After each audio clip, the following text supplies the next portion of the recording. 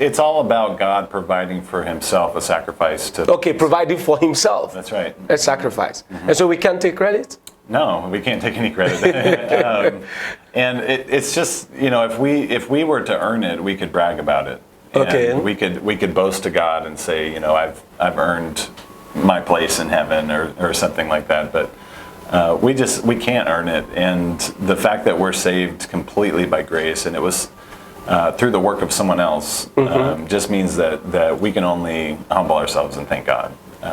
So, of course, we would never want to boast before God or anyone else about our salvation, other than to say, look at what God has done. We boast in Him. We boast in His goodness and His graciousness. Okay, so let me take you through the scripture. One of my favorite, Romans chapter 1. Romans chapter 1, okay. Verse 16 and 17. For I'm not ashamed of the gospel of Christ, for it is the power of God unto salvation to everyone that believes, to the Jews first and also to the Greeks. For therein is the righteousness of God revealed from faith to faith, as it is written, the just shall live by faith. In the gospel, the righteousness of God is revealed from faith to faith. It's not by works, it's by grace. And we can't boast about it. But we see a lot of preachers preaching about their righteousness. Yeah. As supposedly example for us. Is that the right way to go? Is that what the gospel should be?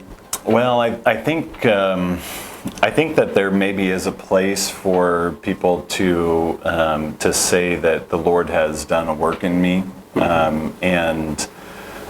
I think we need to do it with humility, to say that this is not something that I've done. It's just what the Lord has done.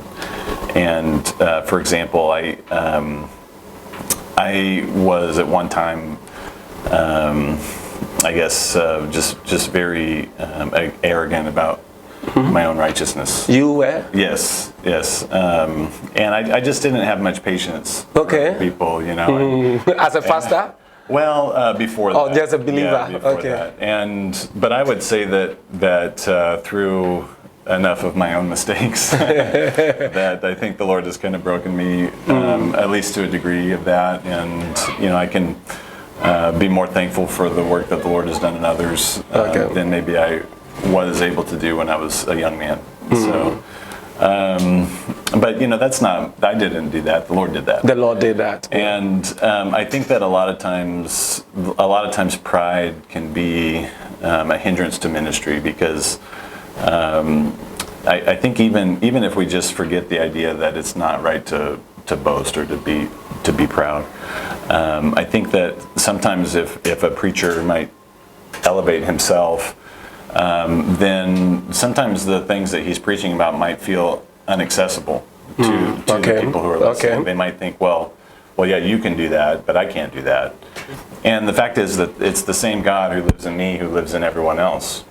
And so anything that one believer is able to do to grow out of sin struggles or things like that, any believer can do, because we all have the same Jesus Christ living in us. And so I would say that no, that's probably not a good thing for pastors to boast. Thank you, because you mentioned that what the Lord has done. It's right for us to talk about what the Lord has done in us. But usually the conversation is what we have done for the Lord. That is becoming more than the message. It's about what I did for the Lord, and then the Lord did this, and then the Lord did this. So you too, if you don't do this, the Lord will not do it. For example, I prayed 40 days, and that is why my church is great. So if you want your church to be great, you have to pray 40 days. I did this sort of good works, and because of that, God looked at me and God said, good boy. And then God put me in this position. So men have become the standard of the message.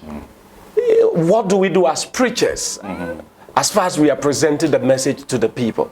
Yeah, I think we need to keep the focus on Jesus Christ. We don't want people to elevate us or to lift us up. And you see so many times pastors and things who present themselves as very righteous.